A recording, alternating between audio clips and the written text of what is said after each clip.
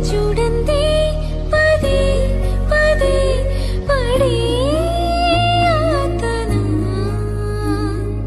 తోట పూలన్నీ కని విని పడేను వేదన నువ్వు రాకుంటే మహాశయ మరే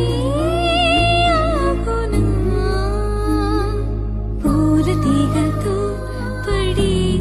ఊరే నాకింకదీవెనా